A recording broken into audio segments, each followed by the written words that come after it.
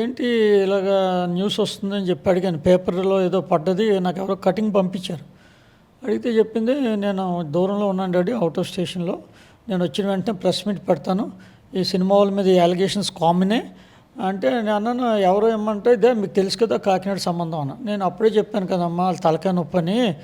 మళ్ళీ ఎందుకమ్మంటే, లేదు లేదు నేను I will prove my self, మీరేం వరీ అవ్వకండి, మీరు అవసరమైతే మీరు నాతో ఇక్కడికి వచ్చేయండి, మనం కలిసి అడ్రస్ చేద్దాం ప్రెస్కి అని అన్నారు. మీ భార్య మాట్లాడారా మీతోని? నేను ఎక్కువ మాట్లాడినండి, ఎందుకంటే డే 1 నుంచి ఎప్పుడైతే తను ఫిల్మ్ ఫీల్డ్లోకి వచ్చిందో ఆ రోజు నుంచి మాట్లాడడం మానేస్తాను.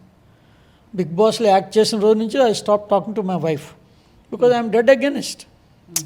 ఆ ఇండస్ట్రీ మనకు సూట్ అవ్వదు, మనకెందుకు. మనం చదువుకున్నాం, ఎక్కడికి వెళ్ళినా మన యూఎస్లో మంచి ఛాన్సెస్ ఉన్నాయి. ఉన్న ఛాన్సెస్ వదులుకొని వచ్చిందండి, ఎవరైనా వదులుతారండి? యుఎస్లో క్యాంపస్లో మంచి చేస్ బ్యాంక్లో జాబ్ వస్తే వదులుతారా? వదిలేసి వచ్చింది. దానికి ఆ ప్యాషను, ఆ మదర్ సపోర్ట్. నేను సపోర్ట్ చేయలేదు, ఆ రోజు కూడా వద్దన్నాను. చాలా రోజులు మాట్లాడలేదు నేను. I stop talking also. మరి ఎఫెక్షన్ డాటర్, మా నాన్నగారు కన్వే చేశారు, ఫోన్లే గ్రోనప్ గర్ల్ కదా, ఒక ఇక్కడ ఫెయిల్ అయిపోయినా తన లైఫ్లో సక్సెడ్ అవుతుంది. వాస్తవానికి ఒక